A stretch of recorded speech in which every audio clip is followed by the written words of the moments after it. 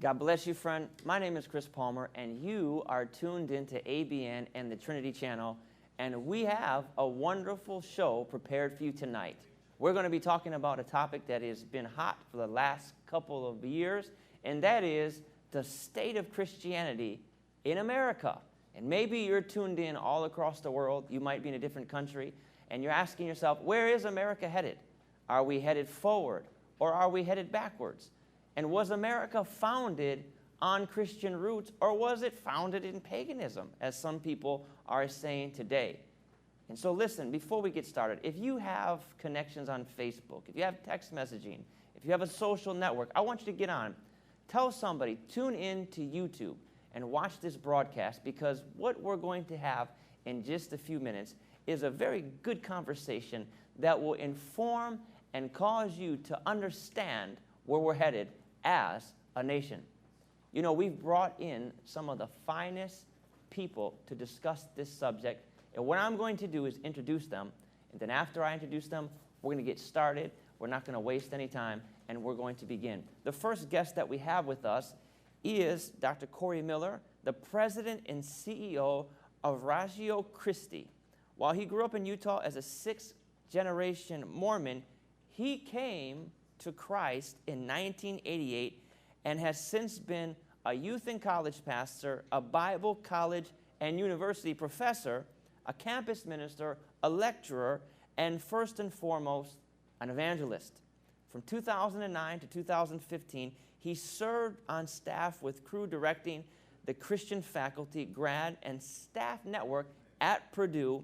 He's an adjunct professor of philosophy and comparative religions at Indiana University, Kokomo.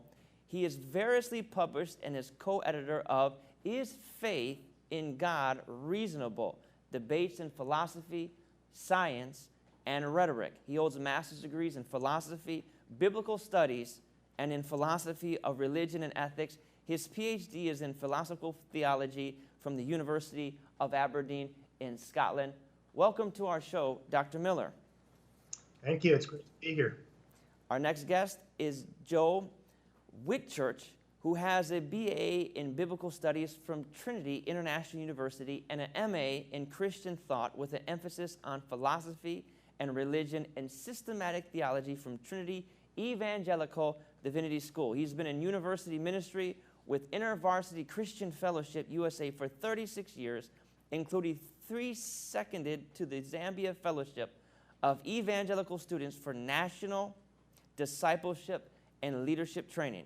Joe currently serves as Ratio Christi Regional Director for Indiana and Ohio and lives near Purdue University, where he enjoys making the case for Christianity.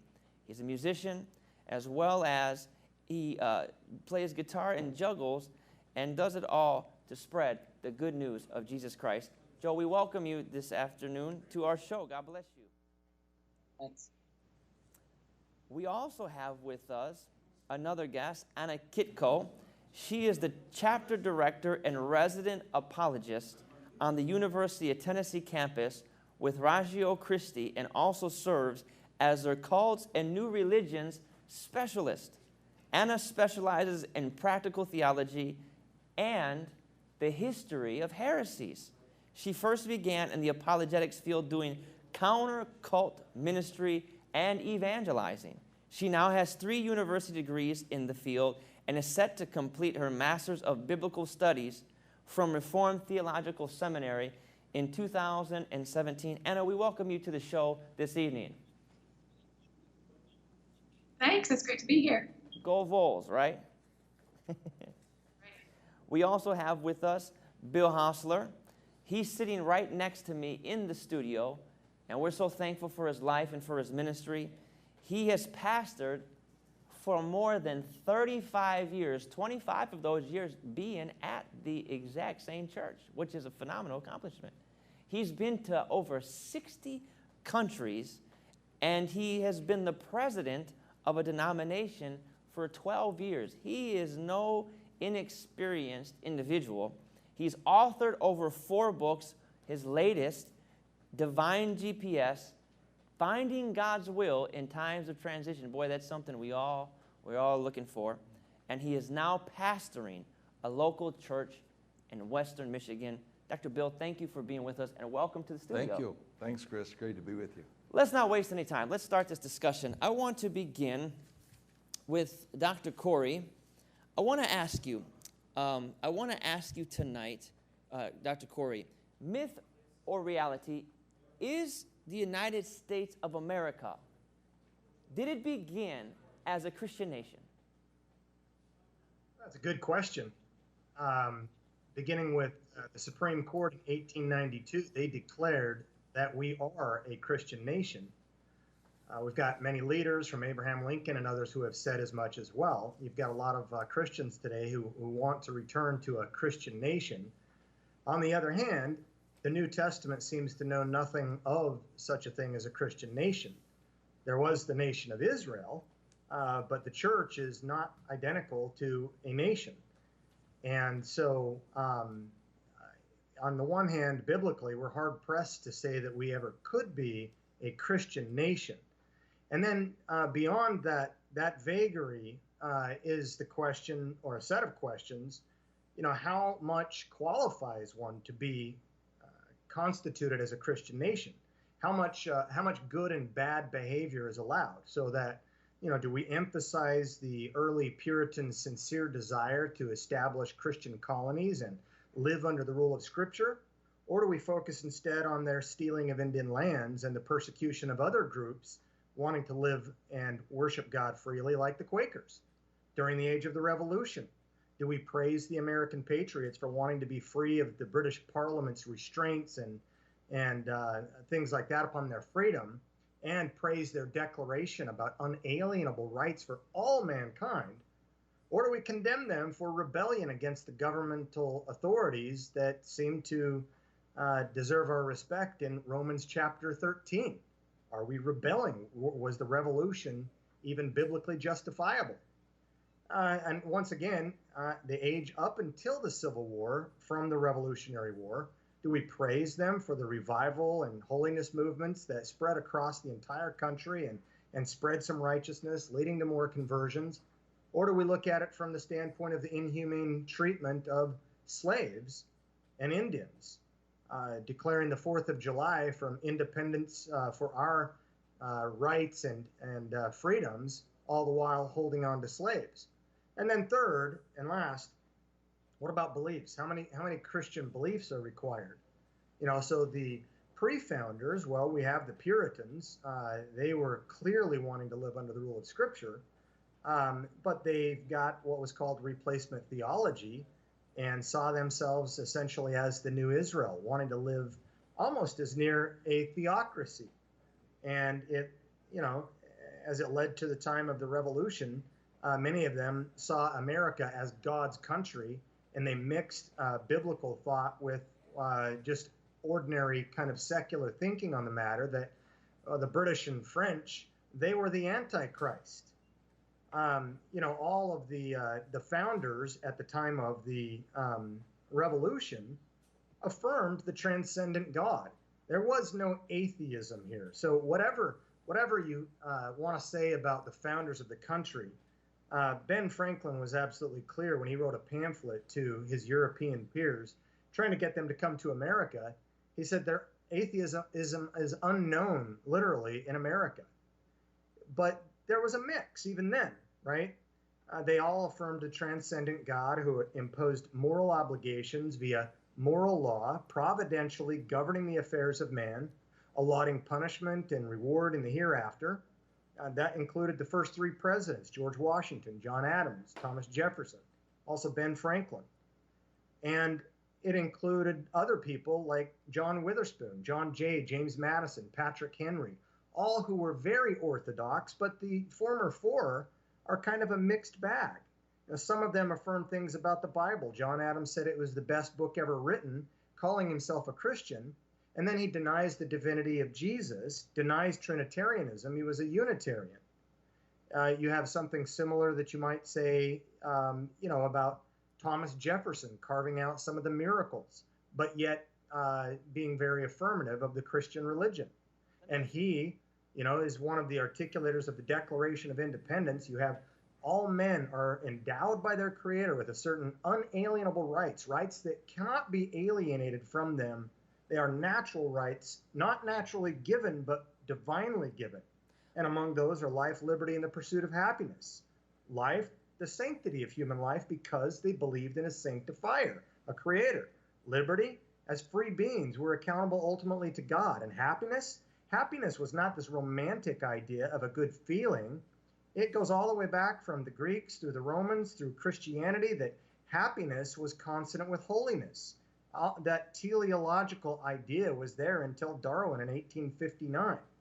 So you had a huge number of Christian thinkers in the beginning, but you had sort of a mixed bag of other primary founders that were debatable in terms of how much of their Christianity was doctrinally squared away, and how much they really even attended church. There was a huge portion of the population in the 1700s, probably 80% were affiliated with some church.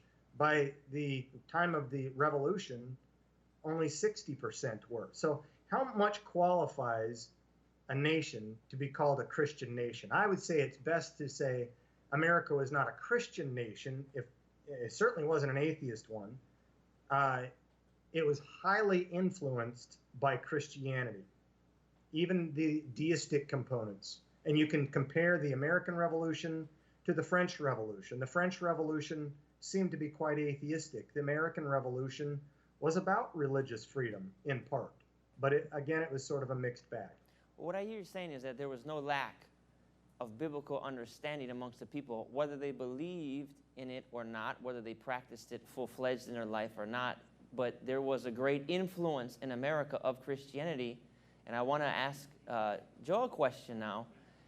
I saw recently a program where they interviewed and asked basic biblical questions to young people. And the people that did the best on them were the atheists, not the Christians. And they're saying in this that there is a real concern about the biblical understanding and the literacy that young people have today. Can you address this, Joe? And let us, where are we at as far as our biblical literacy and understanding in 2016? Well, Chris, thanks for asking. I think it's important to know that there are two words that pretty much describe us today. Biblically illiterate. People really do not understand the scriptures or a biblical worldview. I've seen the same kinds of interviews and read some demographic studies where you ask people who Matthew, Mark, Luke, and John were, and they wonder if that was the Beatles. And so there is, on the most basic level of biblical understanding, we are really struggling with illiteracy biblically as a culture. And not only in terms of understanding the scriptures, but the ability to defend their accuracy and their application. I've been reading a book recently, Good Faith by David Kinnaman. He's in the Barna group, and he talks about the fact that there's been a big shift from people trusting clergy, generally trusting people who hold to a Christian worldview, to today viewing them either like a Walmart greeter and entirely irrelevant, but kind of benign, or else that they're extremists.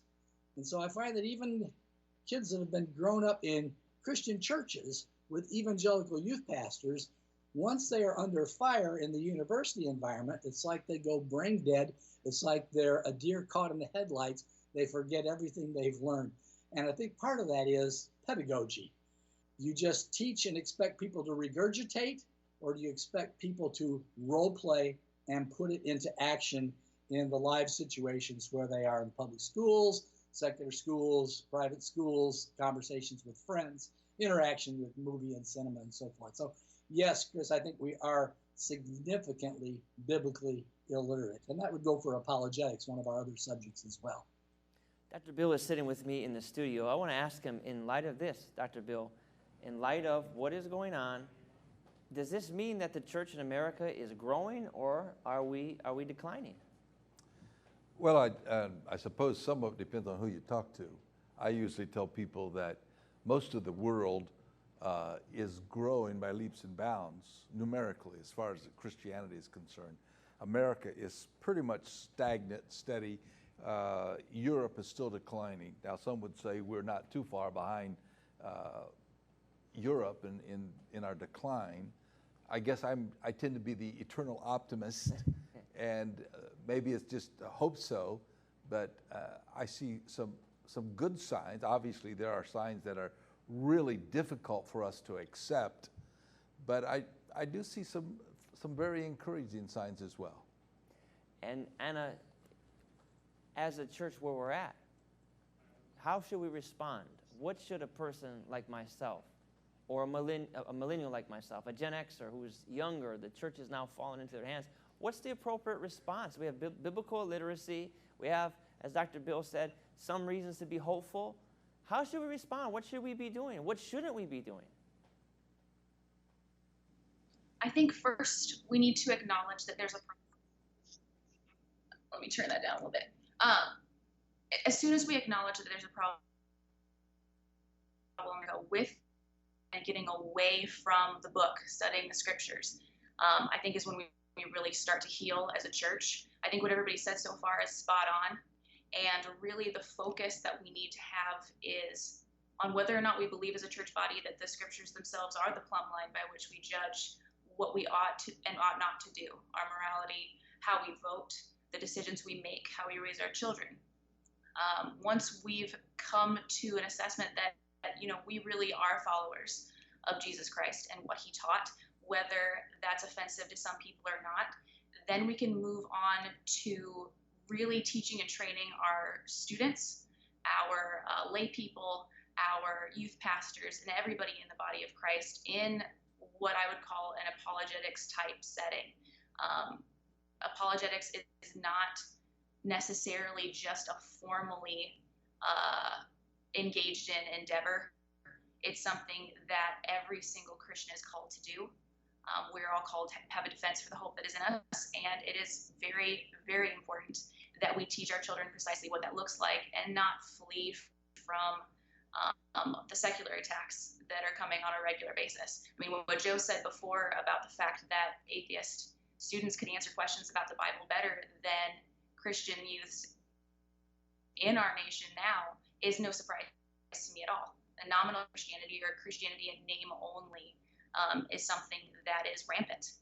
We have students that wear the label Christian, that I give out a theology exam just for fun at the beginning of my classes, just to kind of see where everyone's seated as far as their theological proclivities.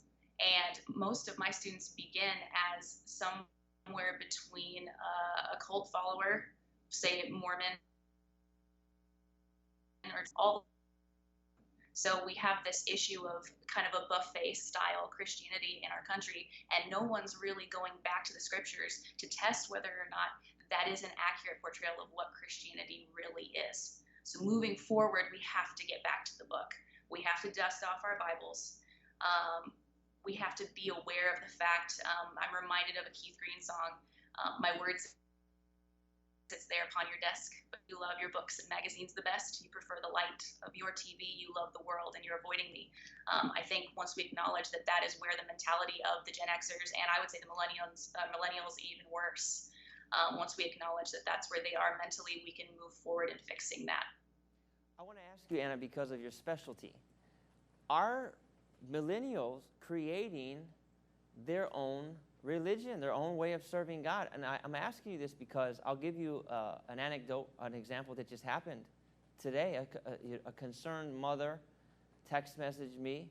She's part of our congregation, and she texted me a text her daughter received from one of her friends, and she said that the fact that you say you're a Christian proves that there's no God, something like to that matter, but where she obviously coming from the point of, like you said, a cold follower, agnostic atheist.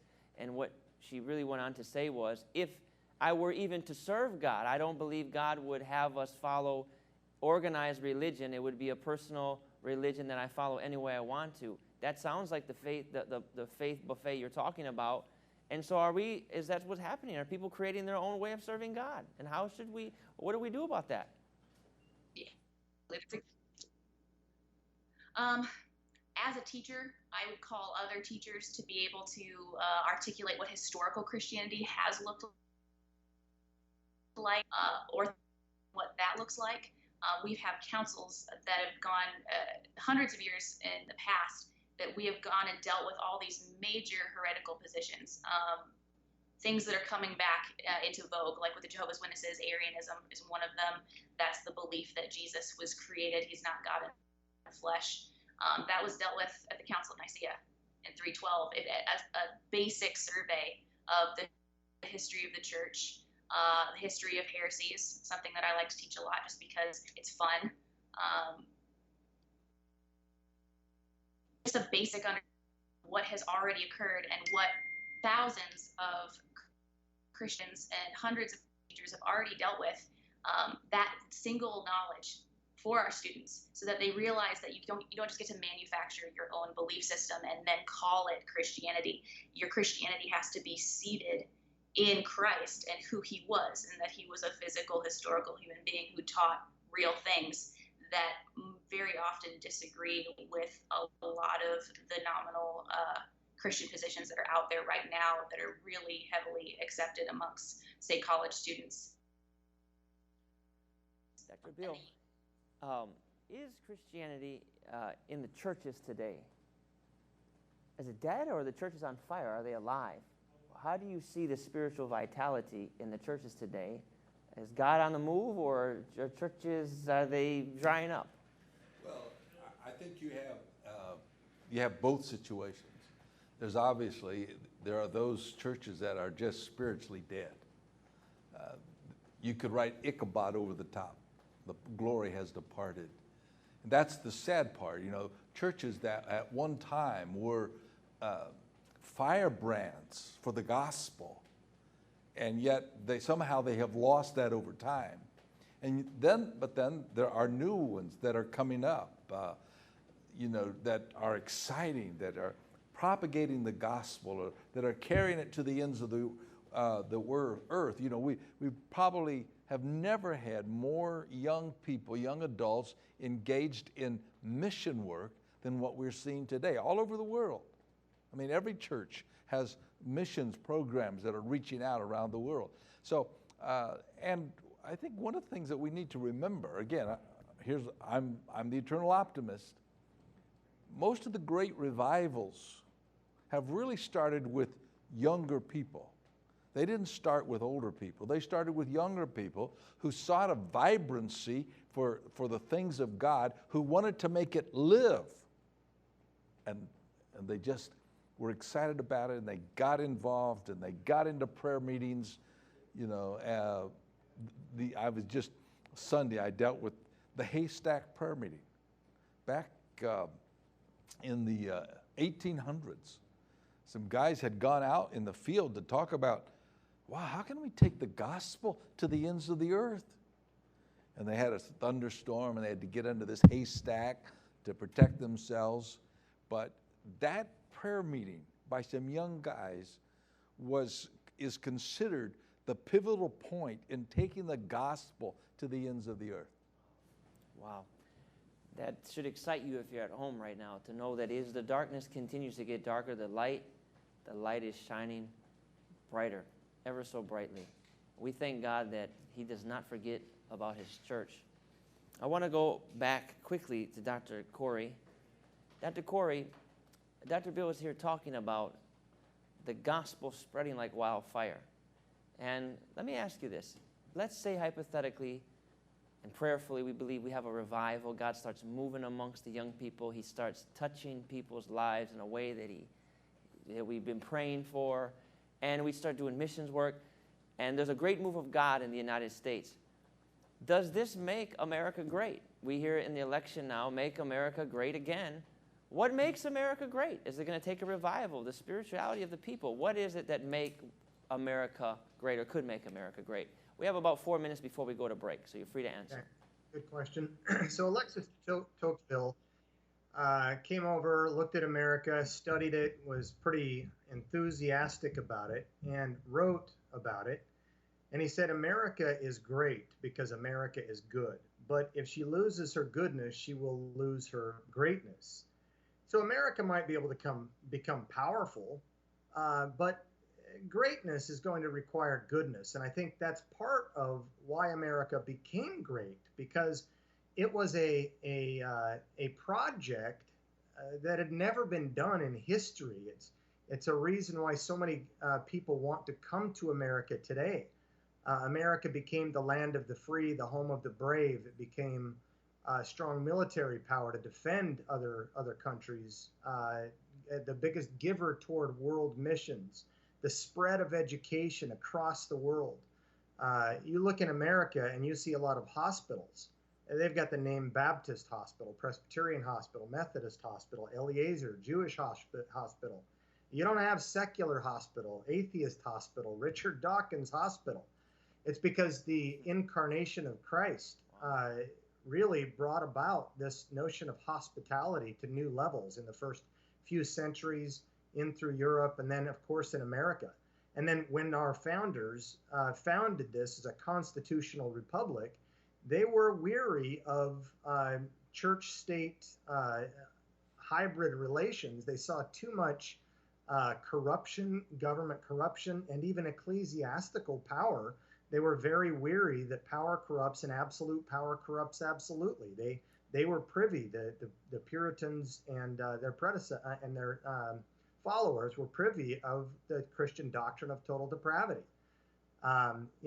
We created this balance of powers, these executive, legislative, and judicial branches, to be able to keep us in check. And we are a representative form of government, being served not by kings or magistrates, but the people. And so, as John Quincy Adams, a later president, John Adams' son, once said that the highest glory of the American Revolution was this, that it connected in one indissoluble bond the principles of civil government and the principles of Christianity. And you can see in Max Weber's work, the Protestant work ethic and the spirit of capitalism. It was driven not by an essential greediness, but by virtue and or godliness. And then there's other things that could be said that I probably will later in the show about education, which is a huge factor.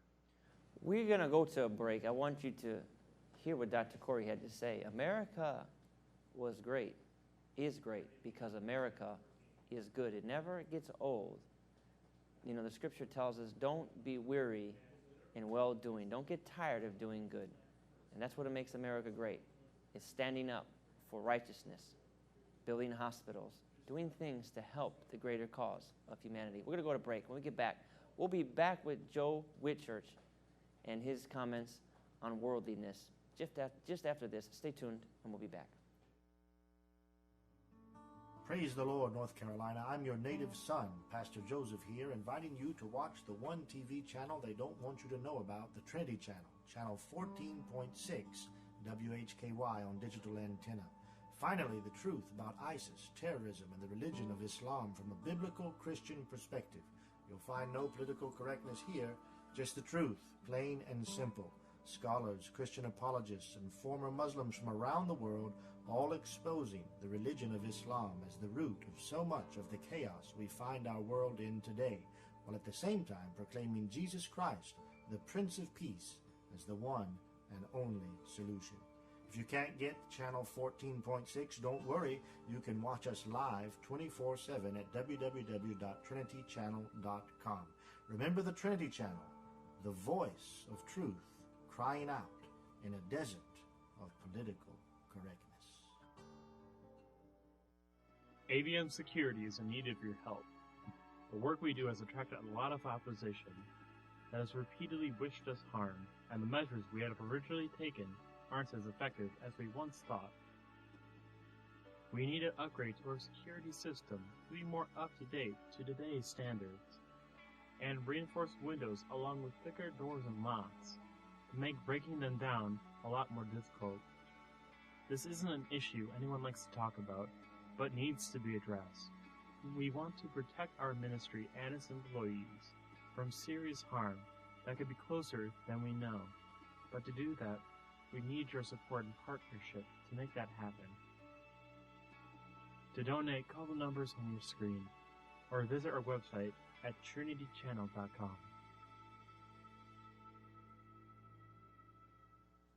And we're back here at AVN and the Trinity Channel. I'm Chris Palmer. I'm your host this evening, and we're talking about the state of Christianity in America. Are we a Christian nation? Are we a great nation? Are we a good nation? Are we a bad nation? Where are we going forward as a church in the body of Christ? I want to talk to Joe Witt, church. Joe, there's once a word that was popular. We don't maybe hear it as much as we used to hear about it. The Bible certainly talks about it. It's called the world, the sinful social system. People that have not been called out of light. They're not serving God. And worldliness, which is their practices. Is that getting into the church? And are we, as a church, trying to entertain? And as one person said, are we entertaining ourselves to death because we're bored? Where are we at with that? Does church become just entertainment? You know, I shared Bill's optimism about the church. Jesus said, "His church and the gates of hell will not prevail against it." It's always been a minority in the sense of God has a remnant. So, and I take students on mission trip myself. I read this book, Operation World, and pray for people around the world. But the church is worldly, very worldly. And worldly in Scripture means it has the lust of the eyes, the lust of the flesh, our old fallen nature, and the sinful pride of life. And I do not think America is good. I think we are really struggling as a country when we are doing things like shooting police officers in Dallas and in Charlotte and in Oklahoma. We're exporting pornography. We have got people peddling baby parts through Planned Parenthood. We have got gay, homosexual marriage. We have got transgender activism. And the church largely, in terms of the layman, in the workplace or a student in the university, is afraid to confront. They don't care enough to confront. So yes, there is a pervasive worldliness. We are looking for entertainment. The prayer revival things are great attendance for Christian concerts and so forth. But I think we are actually entertaining ourselves to death. And this is a problem. And I think apologetics and defending, knowing what you believe and why you believe it, and being willing and able to defend it in the public square of ideas and in the marketplace of ideas, the public university, is going to be an antidote here. So we are struggling. We are struggling. So, Joe, let me ask you this question. So what you can help the audience at home understand is, what you're saying is that you have this big Christian concert, this big Christian event, everybody is hoo-ha and having a good time in it, and it looks like God is moving, and not to say he is or he isn't, but they come out from there, and someone questions them about their faith and really puts them on the chopping block, and they're unable to defend it. You're saying that's a huge problem, and it's probably what goes on all the time today. Yes, and they would say, how about those Cubs? Or what about the Packer-Bear game? I had a Chinese supervisor. Her name was Jeanette Yap, and she told me there was a Chinese proverb that said, "What I hear, I can repeat. What I see, I understand. What I do, that's what I know." I know the Greeks had a different expression for that, and Dr. Miller might address that. But there is an overload of hearing, and there's even a little bit of seeing what's going on. But when it comes to the doing it yourself, putting it into practice, sharing your faith, attempting to answer hard questions, and then going back and doing research and coming back and revisiting those conversations, drawing people into the Gospels, I'm afraid that even after the short missions trip, there may be a short-term zeal for such things, but it wanes quickly because of the power of political correctness and worldliness. And it's in the church, and it's in our pastors, too. It's in our seminaries. And we need God. And I think with this broadcast is being broadcast into Muslim nations. Everybody knows it but us. The emperor's not wearing any clothes. The church in America is in trouble. And but Jesus is victorious. He's building it. There will be a remnant, and I'm excited about that remnant. But, whoa, we have got some issues to deal with. I like what Joe is saying, and I hope you at home are listening. That proverb really, really strikes home. The Word of God, it's clear in the book of James, do not just be hearers of the word of God, but be ye doers also. The Lord knows what he's talking about. When we do it through the power of the Holy Spirit. And when we do it, it demonstrates that the gospel is in us and that we're in Christ. I want to go to Anna. Anna, let me ask you this question. What has, as far as the church, the body of Christ, has secularism come amongst us? Have we become too secular? And how do we respond to secularism using Christian apologetics? How do we equip ourselves to not be so like the world? Apologetics as a identification tool. So what it does is it allows you to judge rightly. It teaches you how to exegete scripture correctly and the difference between exegesis, which is reading out of the scriptures what they say, and eisegesis, which is reading into the scriptures what you want them to say. It teaches that distinction. And so apologetics as it is really just the tool that allows the body of Christ to function in a healthy way. This means that when we're dealing with secularism, being able to identify precisely what is secular about the church right now is what apologetics does. So like we were talking about before with students, millennials, and Gen Xers who don't realize that the name tag that they're wearing doesn't fit with the Jesus Christ that we find in the Old Testament and the New Testament. Apologetics speaks into that by teaching the distinction.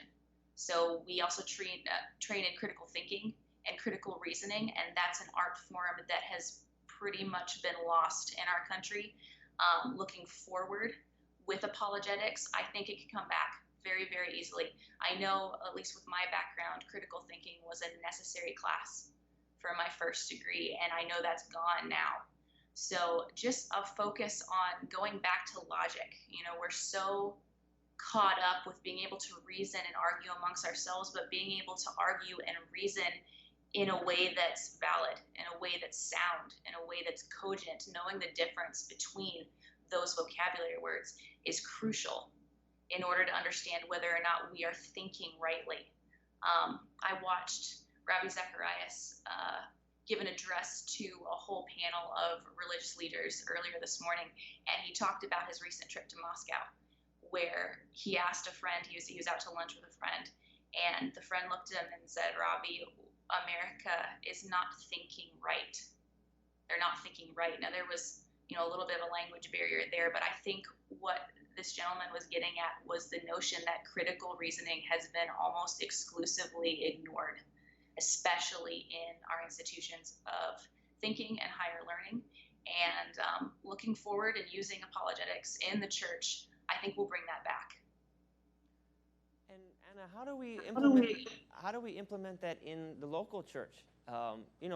As a pastor myself, one thing that's been concerning to me is I've seen personally, not every church, there's a lot of wonderful churches. I have no vendetta against the body and the local church at all, but one thing that is least concerning is when I was a young man, we had to go to Sunday school. 9 a.m. was Sunday school. We were in it for an hour. I learned about the Bible stories, learned about Moses, learned about Jonah, learned about them all.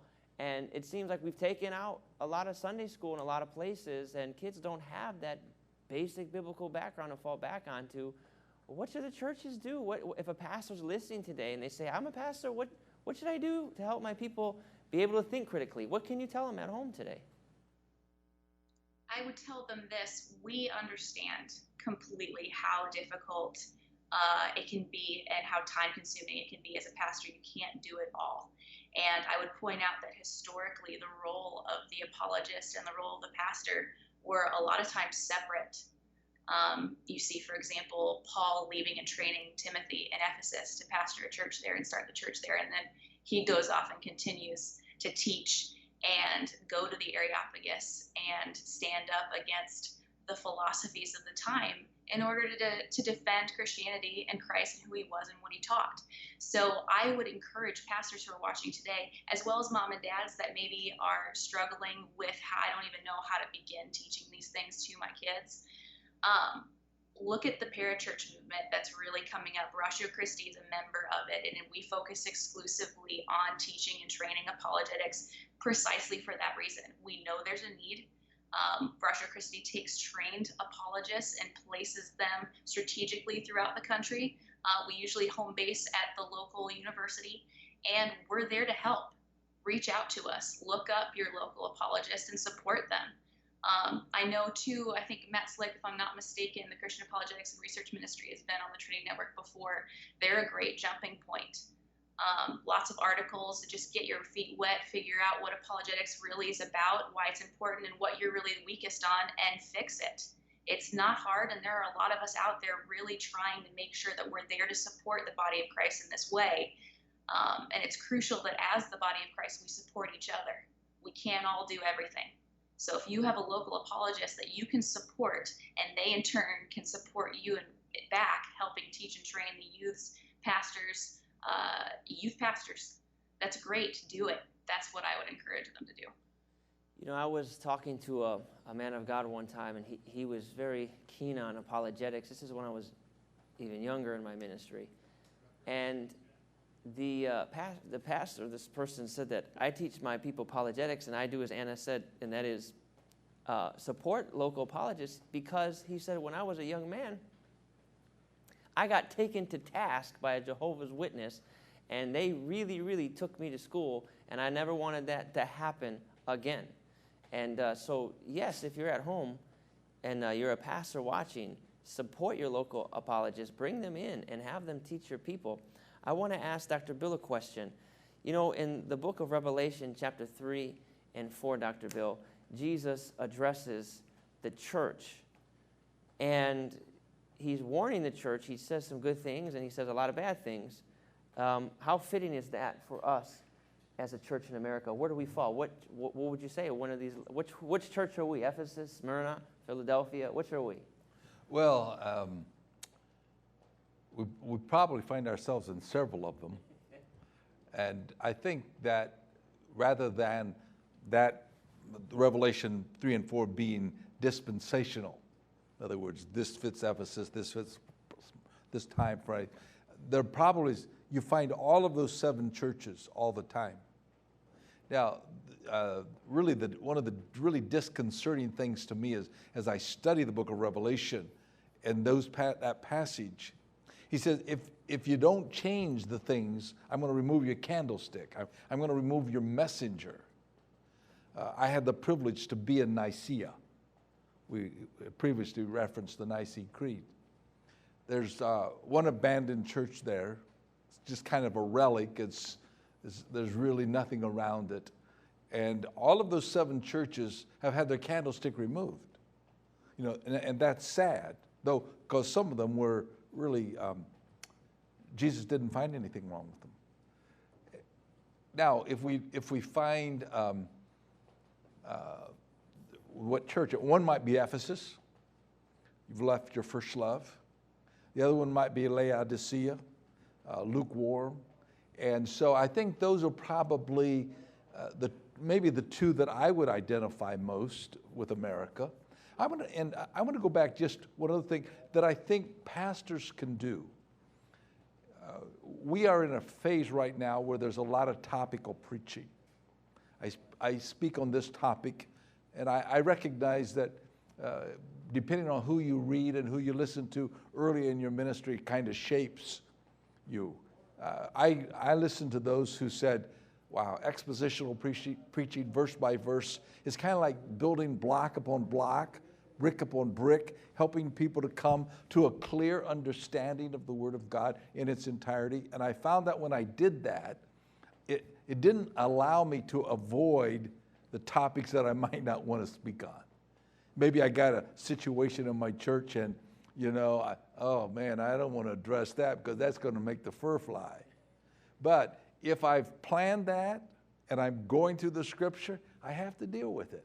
And I've found that expositional preaching right through the scriptures, verse by verse, I mean, obviously you have to make it so that it's, you know, people will stay and listen to you. But I think that's important for pastors to do. That's a interesting thought, and Dr. Bill, of course, is far more experienced than myself, but in my own ministry as well, I've noticed that expositional preaching goes a long way. And people, I don't know if you've experienced this, Dr. Bill, but sermons I preached expositionally, people remember and say, "I remember that sermon you preached on building your house upon the rock and how you took us through the Word? That was really good. Will you do another one of those?" Sure. It seems Sure. to stick a little more. I want to encourage you, if you're at home this evening and you have a question for one of these four fine guests, to call in. There's a number at the bottom of your screen, whether you're in the United States or you're in another part of the world. Call in, and we'll be happy to take your question. We'll be happy to have one of our experts address it and make sure that you have a clear answer. Maybe you're watching by YouTube this evening. You're watching by YouTube Live, and there's a section where you can type in comments. Type your comment in, and we'll address your question. We'll be happy to take it. Also, if you say, "Man, I really like the Trinity Channel. I love AVN, and I want to see them continue and reach more people all across the world. How can I help?" Well, we, of course, need your prayers, number one. Prayer is the engine that causes the kingdom of God to move. But number two, we also need your financial support. And we want to ask you for your financial support so that we can continue to build the work of God in the kingdom and reach Muslims and reach atheists and reach people all across the United States. And all across the world. We're reaching Iraq, Iran, Australia, Turkey. A lot of lives have been affected by this ministry, and we want to go for even more people, because Jesus said the harvest is plentiful. We have a question that has come in from a YouTube caller, and I want to go ahead and give this question. Well, let me read the question here, and we can have whoever wants to touch on it. The question is, what happened to accountability and fellowship? What happened to accountability and fellowship? I imagine the question has to do with in the body of Christ, in the church, and perhaps that has to do with going to church. Let's let Joe answer that question, and then we'll get to Dr. Corey right after that. Joe, do we have accountability and fellowship in the church anymore? Where's it at? Well, if you're watching entertainment, you're not really talking to the person next to you and asking them what they're getting out of their quiet time and what prayer requests they have and what prayer answers they're seeing in their life. But we're also in a very litigious time. This is a mug from the Christian Legal Society. But if somebody is engaging in sin in the church in a very public way, churches are very reluctant to practice the discipline that's taught in Matthew chapter 18. I don't know if we've lost our sound or not here. I don't hear it anymore. But yeah, churches are afraid to be litigated against for doing the right things in the right way. And even church discipline is for restoration. But those are a couple of responses I'd give. I'd be curious to hear what our other guests think. Dr. Corey, do we need to get back to basics as a church? Are we getting too far off of the fundamentals? Back to basics. Yeah, I think as Joe said earlier, we are biblically illiterate. As R.C. Sproul has said, we are living in the most anti-intellectual period of the church age. The millennial and postmodern generation will sort of run together in some respects. Don't necessarily like the idea of authority, accountability,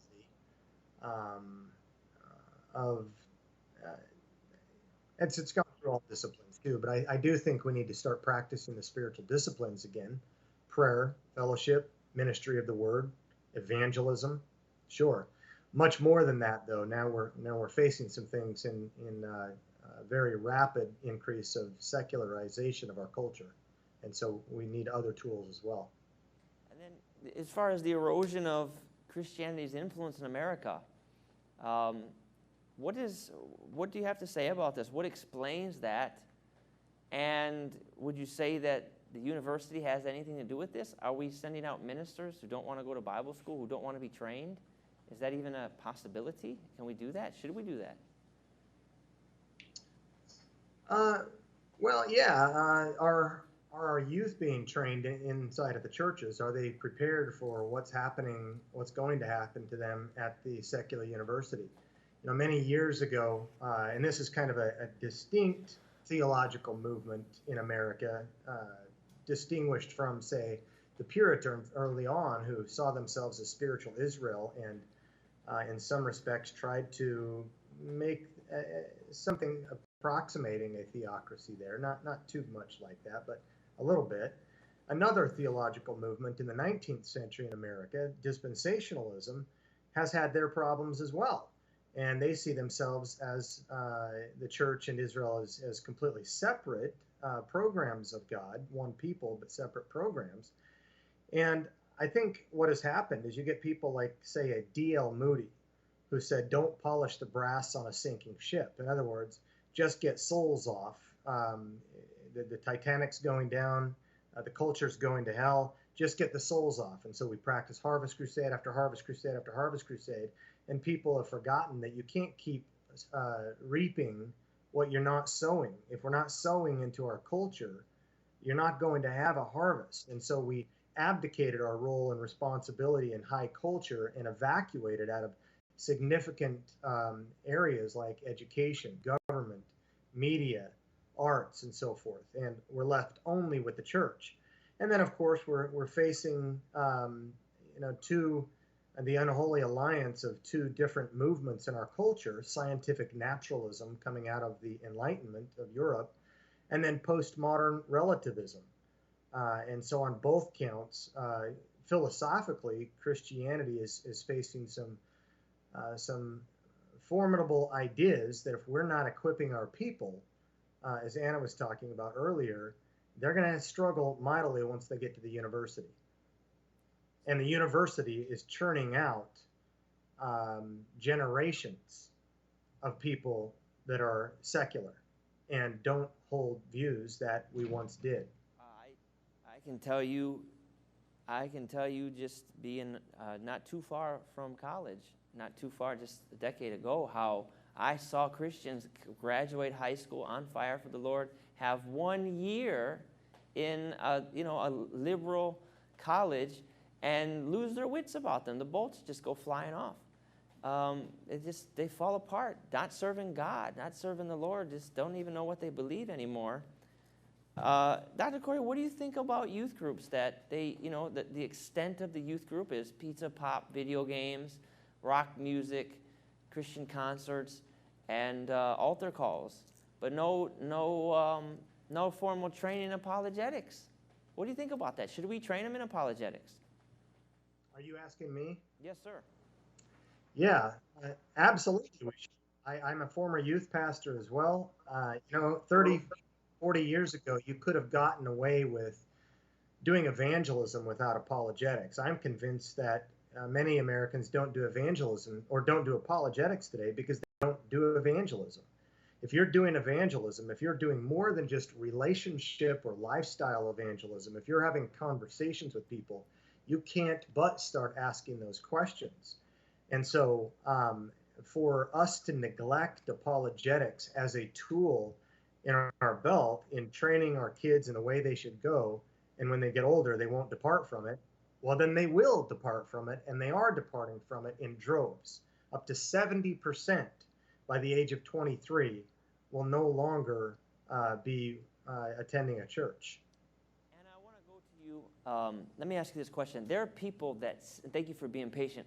There are people that say, well, you know what? I have my own personal relationship with God. Everything is nice by the fire. Everything is wonderful. I don't need to share my faith, and therefore I don't need to learn apologetics because I really don't care. What do you think about that? I mean, how do you address something like that? Anna. Oh, me. I would call that armchair Christianity. And that is that notion that you can decide for yourself to sit back and claim to believe and follow a faith that requires action and then not take any action. The whole point of Christianity is to accomplish the Great Commission. Christianity is not simply something that we wear, it's something that we do. We're asked every day to get up and do something about the belief that we have, and that is to go out and spread the word of what we have come to know in our Savior Jesus Christ, who he is, what he taught, and why it's important. Well, if you're not doing the very thing that you're commanded by the person that you claim to believe, then you really don't believe him at all.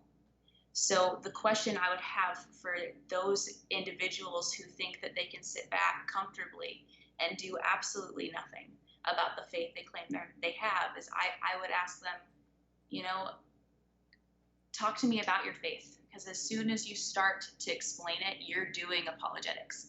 As soon as we start to have this conversation, you are effectively defending the position that you hold. And that's all apologetics is explaining and articulating the hope that we have in ourselves.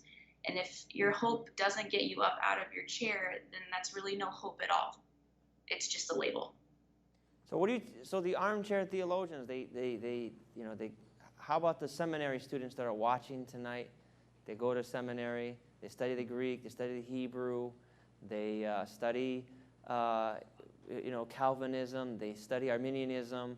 They know the points on these. They're well-versed, but they don't lead anyone to Jesus, so they can't win a debate against an atheist, agnostic. What do you tell them? Is their faith worth their salt, or do they need to be more active? This is for you, Anna. I think that in their case, it wouldn't be a question of their faith that I would be questioning so much as is asking them why exactly are you doing all this studying? So if you're studying just to be locked in an office somewhere because you enjoy it, that's a hobby. And it's wonderful. It's a fantastic hobby. It's edifying. I hope you teach a lot of people where you can and when you can. But if you're not ever actually going out and being obedient to the Word of God with all of the things that you've been inspired to study, then what good is it? If you're not going out and sharing the faith, then why study at all? That's a very convicting thought. Is your faith real, or is it a hobby? We're going to talk to Dr. Bill when we get back. He's been to over 60 countries, and he knows that faith is more, or should be more, than just a hobby. Listen, if you like AVM, if you like the Trinity Channel, and you know that its influence is touching people all across the world, and you want to continue to help our vision here at the station, you say, how can I help? Matthew 6:33 says, seek ye first the kingdom of God and his righteousness, and all these things shall be added unto you. One of the ways that you seek the kingdom is by giving generously to works that have been established by the mandate of the Lord. And this is one of those works. God wants you to invest in eternal things with your money. Show God that you trust him. If he's leading you by his Holy Spirit to be a partner with AVM and the Trinity Channel, there's a number at the bottom of the screen. We kindly and humbly ask for your support so that we can continue to do the work of God. It's so easy to spend $10 on a movie ticket, to spend $200 a month on a car payment. Why not invest generously into something that will last forever? We're going to go to a break. When we get back, we're talking to Dr. Bill about Christianity in other countries. Stay tuned. AVM and the Trinity Channel's newsletter are coming to you. In the newsletter, we talk about our future plans to expand, the second International Apologetics Marathon of 2016, and the dire needs of the ministry. We have several projects that need your support to come to life, such as studio equipment, an update to our security, monthly dues, and aiding us in fixing the water damage done to the ministry. If you would like to receive a hard copy of the newsletter, sign up on our mailing list at www.avnsat.com. For more information, call the numbers on your screen.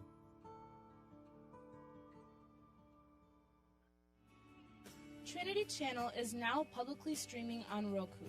There is no need for a code anymore, and through Roku, you can watch us 24/7 on your TV. You can find us through two ways on Roku. The first way is through the streaming channel category. The second way is by searching for Trinity Channel in your search bar. For more information, please call the numbers at your screen. Live English debate on Monday, October 17th from 4 p.m. to 7 p.m. Eastern Standard Time between Shabir Ali versus Tony Costa. The topic will be, was Muhammad a prophet of God? Was Paul a disciple of Jesus? If you have any questions, please call the numbers at your screen or visit our website at trinitychannel.com. And we're back here at ABN and the Trinity Channel. If you're just tuning in with us this evening, we're talking about the state of Christianity here in America. We have 4 fine guests with us that are adding their expertise to our discussion. We're going to pick up with Dr. Bill Hosler. Dr. Bill has been to over 60 countries.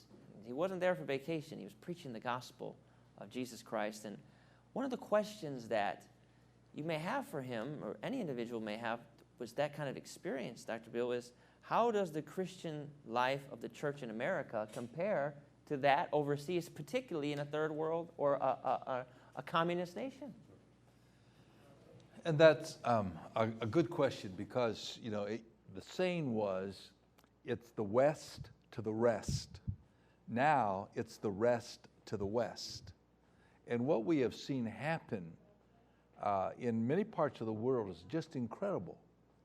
But I want to say that America has played a tremendous role in getting the gospel out. You know, what has happened in China in the last 30, 40 years, or right through the heart of some of the worst persecution ever, the church exploded. And as we were talking, I had the privilege to be there just as the bamboo curtain was coming up, and every night we met with different Christians who had been in prison for 15, 18, 23 years, and be in their little homes and hear them share their stories. And I remember our guide saying, you know, when I went in, my church ran about 300. When I came out, it ran 3,000. He said, that's happened all over China. And so you see that kind of thing. But I like to think that it was the missionaries that were there who maybe struggled with they know they struggled with the language, and they struggled to plant the church, but it took root and it grew.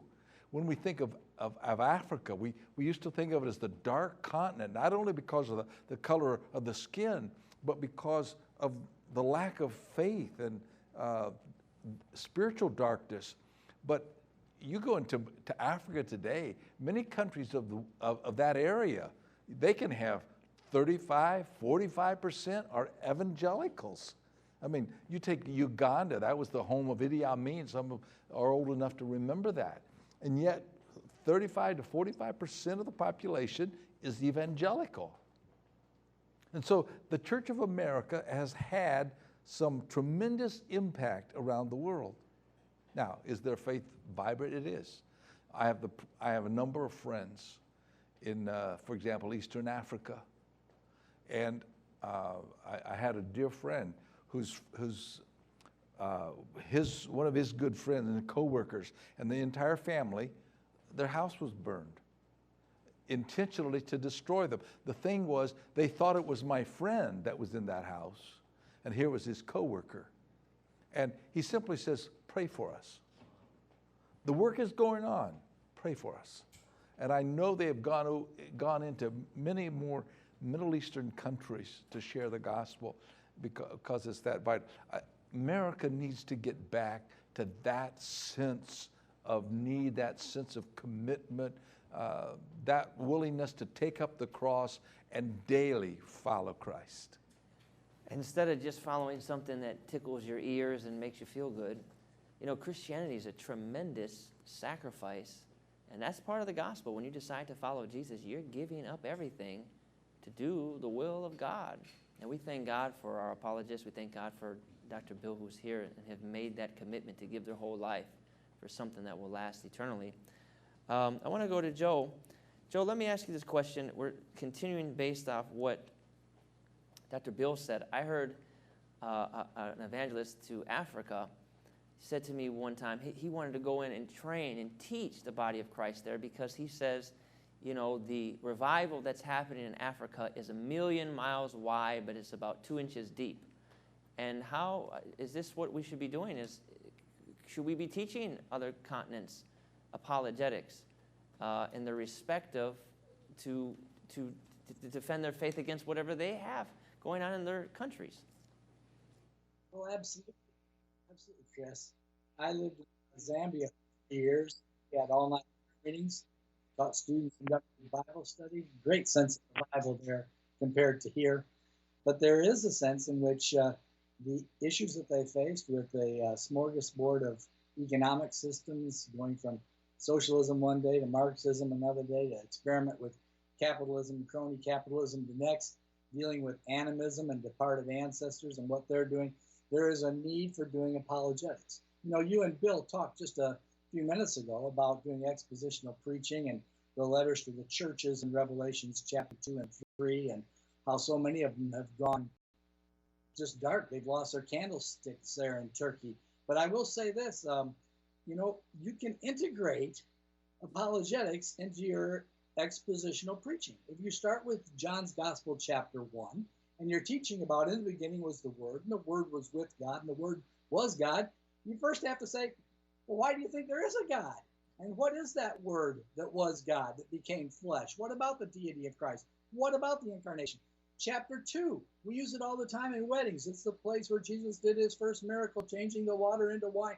What about miracles? Do you believe in a closed system where it's just matter, energy, and space and time? Or do you believe there's a God outside of this universe who can interfere and change water into wine? What about chapter 3? What is the nature of a living trust in Christ as Messiah? Or 4, how do you interact with people with sexual brokenness? Or chapter 5, after the healing at the pool, when Jesus gives his own cumulative case apologetics. We have to integrate apologetics into all of our training and teaching and taking people on mission trip. And how do you answer the questions in your culture? And do so in a Christ-honoring way that loves God with your heart, soul, mind, and strength.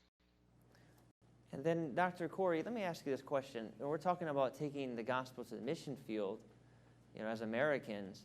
What about the Christians? And you're a youth pastor, you're a student pastor, so you can understand this question best.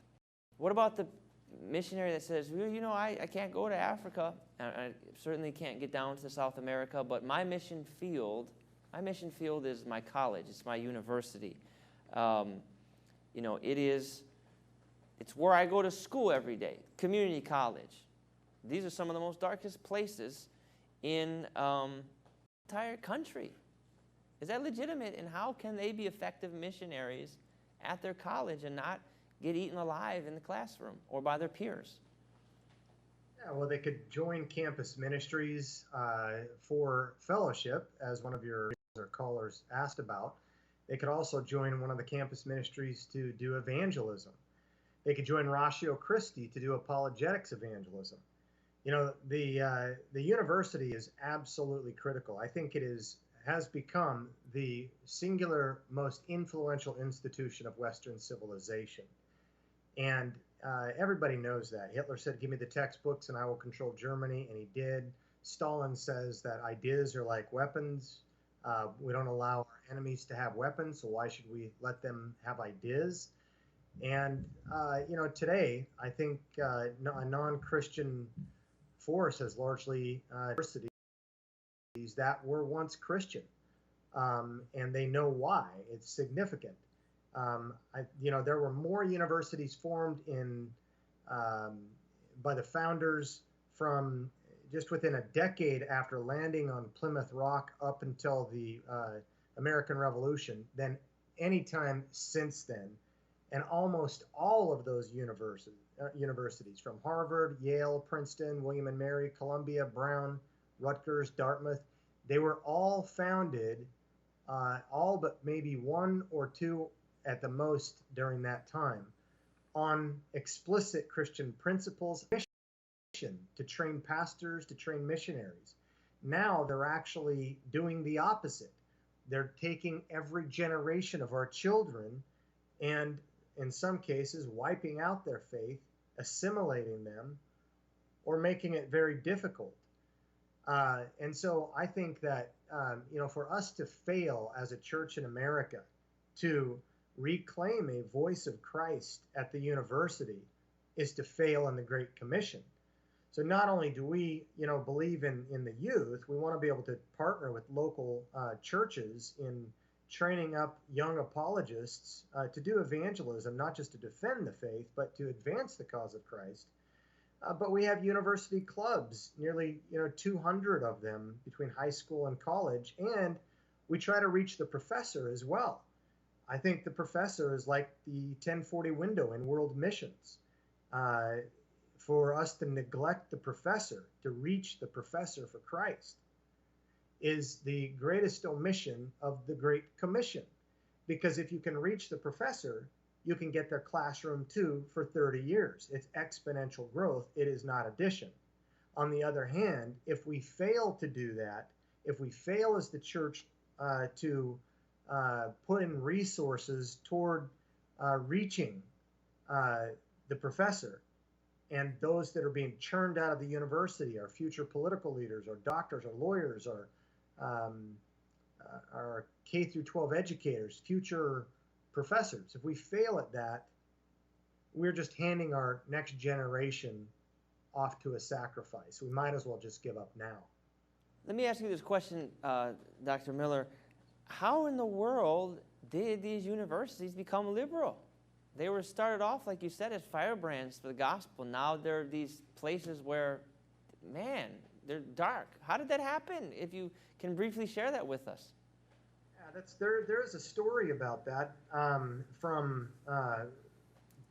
Protestant establishment to established non-belief by George Marsden, or for your listeners, by Julie Rubin, The Modern University, Intellectual Transformation and the Marginalization of Morality.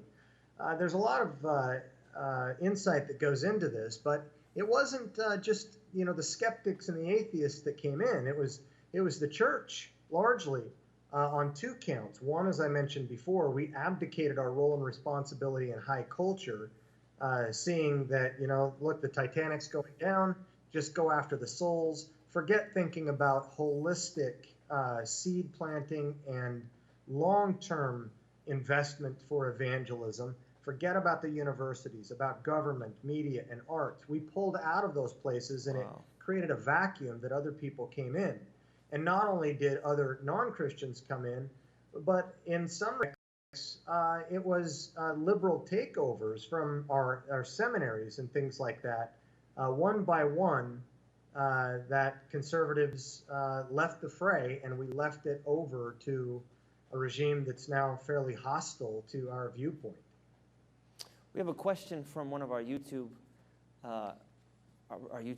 viewers, and that is, why is Islam successful in college recruiting? I'm not sure who wants to handle that question, but go ahead and speak up. Why is Islam successful in college recruiting? I can go ahead. I think. Anna, go ahead. Islam on college campuses specifically is an issue because our college students in America are not seeded as far as their Christianity is concerned, and even if they enter the college fray with a different belief system, usually that belief system isn't well established either. So they're kind of walking into the college environment open to new ideas and open to what we call undue influence. What that means is that they've been given an environment where they are short of sleep constantly, usually have poor diets, and they're finally away from mom and dad and what mom and dad think. And it's the first time that they're really spreading their wings in a way that they're not seeing an immediate consequence at home for whatever they're choosing to do. And because of that, they are much more open to looking at alternative belief systems from their own, regardless of where they started. And ISIS specifically, and I'm talking about some of the dangerous aspects of Islam, not just Islam in general, but in my experience, the political cults, what I'd call political cults on campus. The reason why they're so successful is because they love bomb you into an environment that is giving you every single part of your personality, the aspects that you need as a student, essentially a second home. And so the realities of the teachings are not made plain at the outset. Rather, they are slowly given to the students over time in piecewise ways. And by the time you're fully developed into these groups, it's too late. You're already very comfortable. You're already familiar with the terminology. You have a second family, and that psychologically can be excruciatingly difficult to leave. So I think not just in the case of Islam in general, but in the case of some of the big political cult groups like ISIS that we're seeing here in the States being so successful, like Great Britain has a really big problem with political cults on campuses. We're seeing that they are engaging in practices that other American cult groups use as well. And that's love bombing. That's making the students feel welcomed and in a way that they had never felt before. They're providing a solid backing for the teaching, a bunch of people, a whole population of people all believing exactly the same thing and being able to defend it. And usually that's the first time that these students really feel that are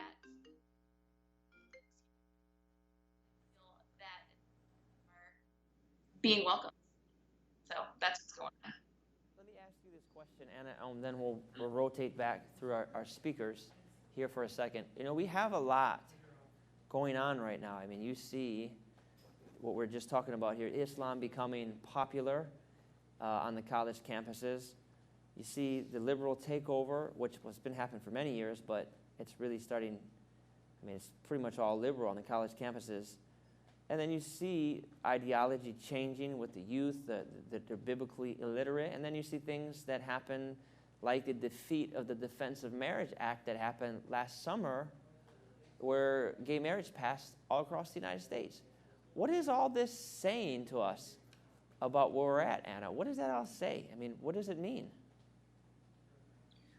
I think people are really lost in our country. I think that their belief systems are ones that are not grounded in anything solid like scripture, something that they can hold themselves to as a standard. So when I say things like scripture is the plumb line by which we judge ourselves and what we do and what we think, it's not good enough to just feel great about a belief. That belief needs to be grounded in something real. We assert as Christians that what is real is what has been given to us in the scriptures in the Old and New Testaments. And when you really adopt that as your position, it requires you to submit yourself to the word. And it requires you to submit your behaviors, your feelings, your experiences, your reactions, your voting abilities. All those things are held accountable in a way that is held in front of your face. The word of God is right there telling you what is and is not appropriate. And so when you remove that grounding, when you remove that moral soil from which the political structure of our country is rooted in, it removes any way for an individual to really ground themselves. And therefore, they are turned into the flotsam and jetsam of what we currently see in our political sphere. And that's just wherever the wind blows, that's where everybody's going. Whatever makes them feel good about themselves, that's where we're going to go to. And it's sad. It's sad that we have elevated our own emotional needs and our own philosophies to a point worshiping them above what has been revealed to us as the Word of God and the reality in which we exist. It has become so relative that truth actually just becomes whatever's popular at the time, whatever the latest fad is. Dr. Bill has been pastoring for 35 years, and he's pastoring a church in Western Michigan, as we just said. Dr. Bill, how has the Defense of Marriage defeat affected the church, and how has it affected all the different auxiliaries of churches and ministries, parachurch ministries as well? Well, that really, to me, was one of the major decisions in recent years. You know, in the book of Romans, chapter 1, this whole issue of homosexuality, you know, and lesbianism and marriage of same-sex marriage is addressed.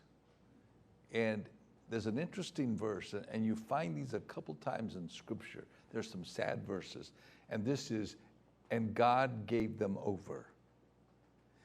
When God will allow us to go into the depths of sin, but there comes a point when He says, I will give you over. If that's the way you want to go, I'll let you go there. But if you go there, you'll find that it just eats you up. It just gobbles you up. And so we are at that point where it has changed so much. And now, let's take some of the auxiliary. I serve on a college board. And the whole issue is, if you don't hire these individuals, if you don't allow them in your schools and don't accommodate them, we want to take away all of your funding. And of course, students get federal grants, and so what they wanted to do. Now, fortunately, there are some allowances where if you are a Christian institution, you have some exemptions, and that you don't have to hire them because it is against your religious convictions. How long that'll hold up, we don't know, but it is certainly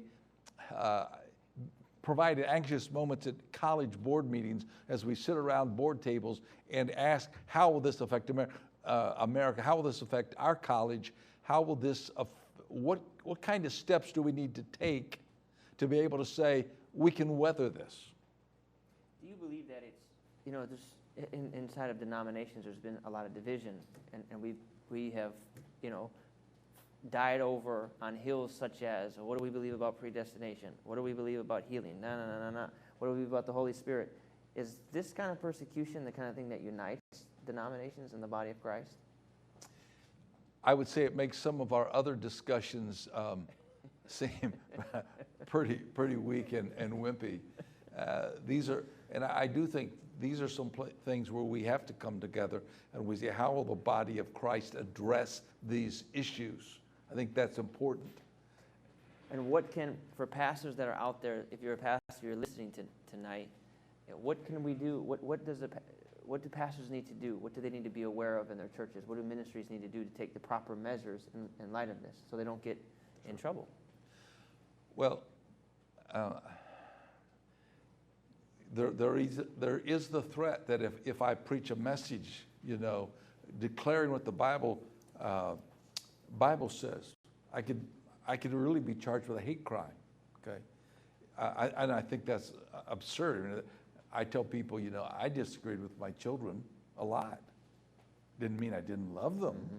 There was no hate about it. It's just that we disagreed. Seems like we ought to be able to do that in the political world. Yeah.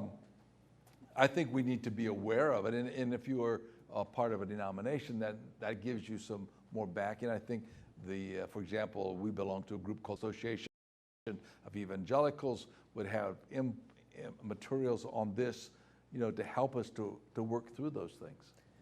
I know a pastor, he is preaching in Canada, and I guess according to him, they're a little bit more stricter up there, and he said, I'm just going to keep on preaching the gospel. He's not going to be hard-headed anyway and take shots for no reason, but he's going to keep on preaching the gospel. And so we need to pray for people in areas that have it a little more difficult than we do in the United States, and pray for ourselves where it could end up tightening up a little bit.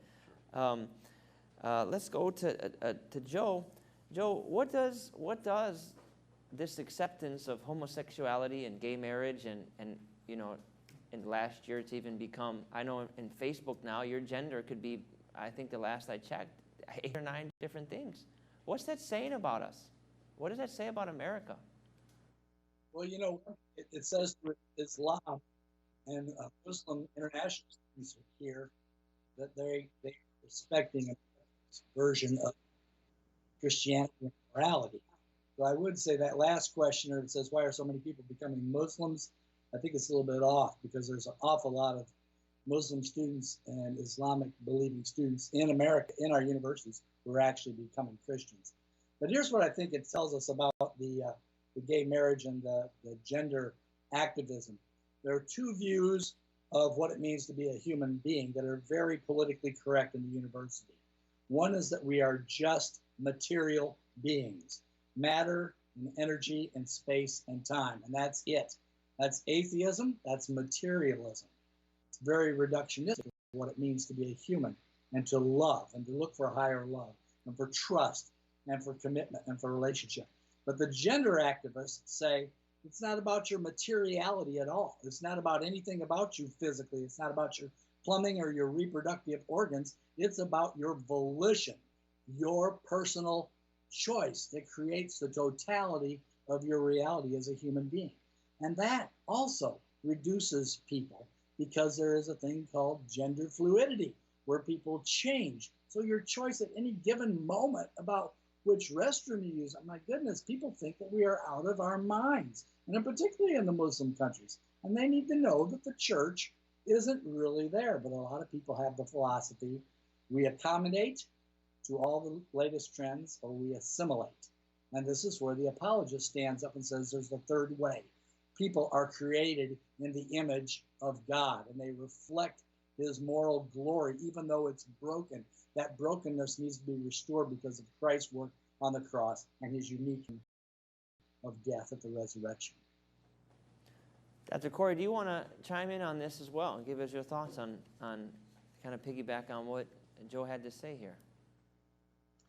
Oh, well, do you have a specific slant you want me to respond to on that in particular? Yeah, talk to us about what's happening with transgenderism. I mean, you know, there's people say now there's asexual, there's omnisexual, and they don't like to hear the slippery slope argument. I mean, you say to them, okay, say for sake of discussion, you're given that you can marry someone of the same sex.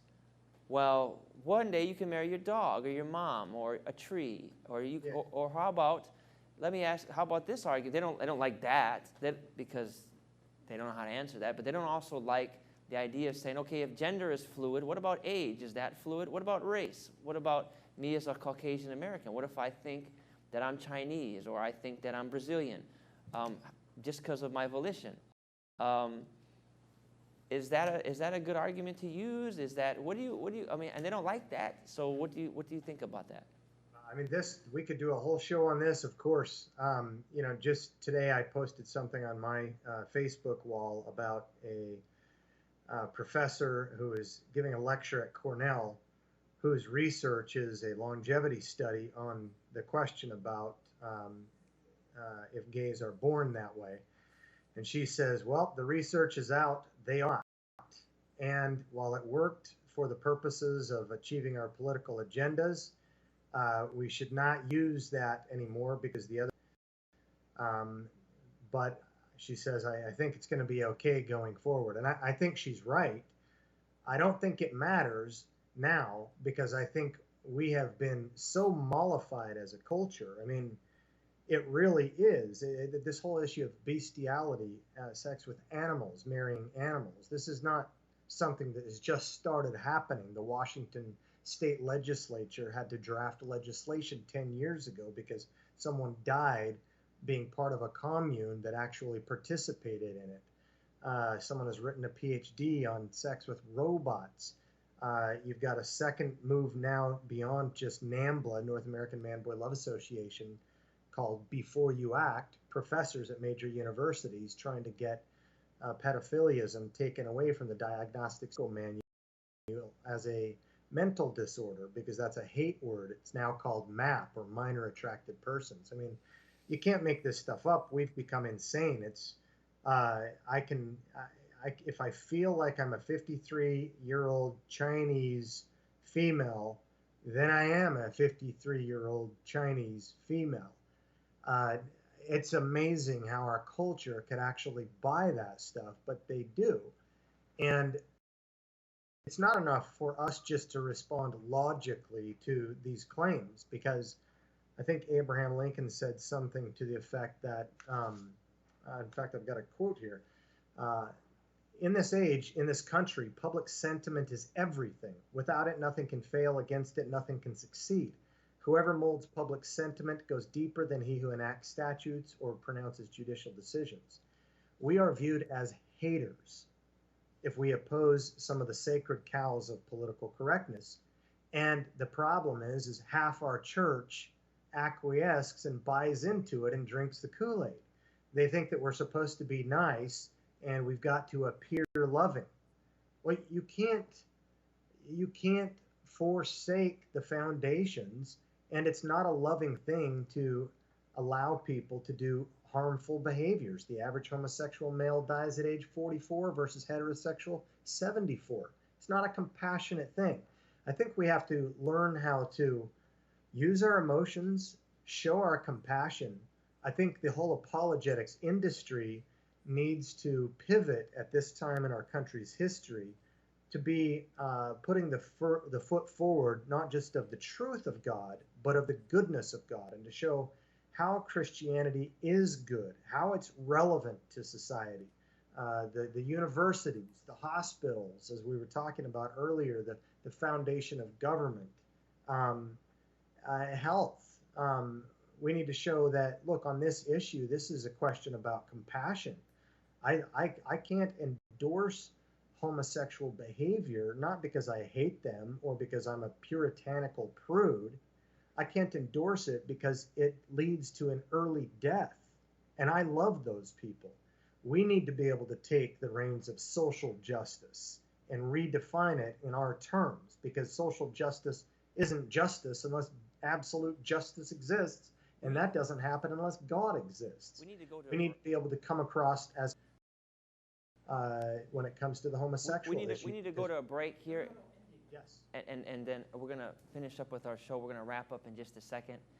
We want to, we could carry this discussion on for a long time and just go all over the place with it. But what's important to note is what's going on here in America, and we need to really, really consider training people for the purpose of apologetics, to defend their faith, to support apologetics so that we can become smarter as the body of Christ. All of our guests for being here this evening.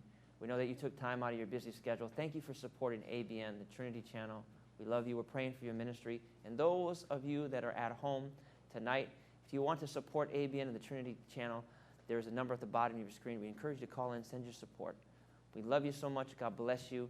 And tune in again as our next debate or our next discussion happens in 1 hour. God bless you, and we'll see you next time.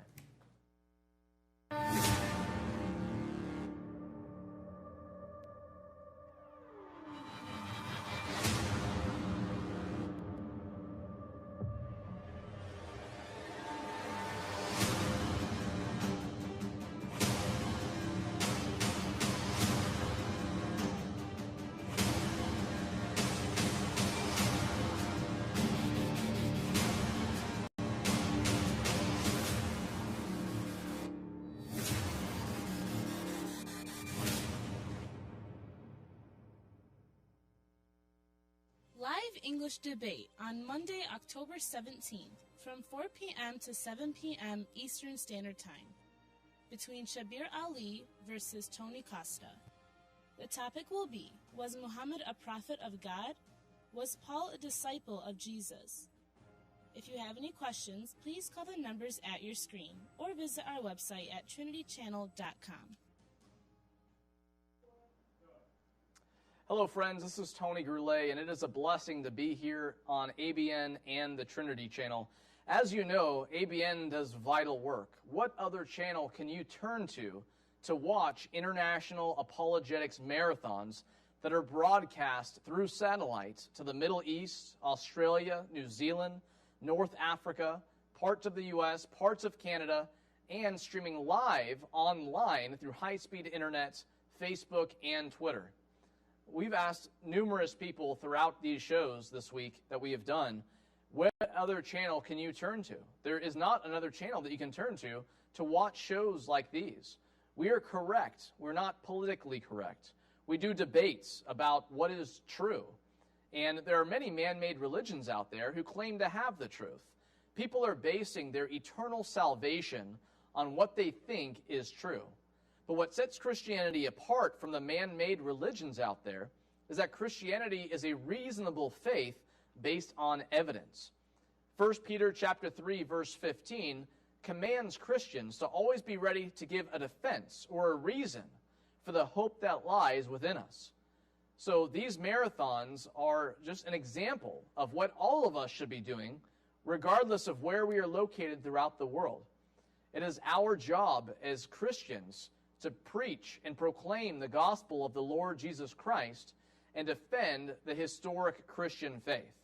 We are called to do that in our everyday lives, and ABN and Trinity does that during every single international apologetics.